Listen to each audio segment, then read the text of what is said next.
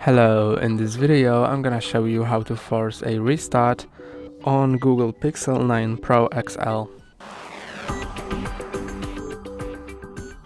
To force a restart, when for example your phone freezes or your touchscreen doesn't respond, then press and hold on power and volume up until the display goes off.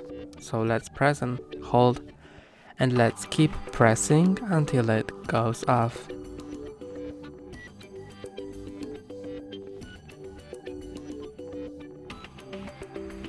Now I can release, and after some time you can press on power button and hold to power on your Pixel. You can see it powers off, it powers on, and you can unlock it and use it. That's all for today. Don't forget to like and subscribe. See you next time.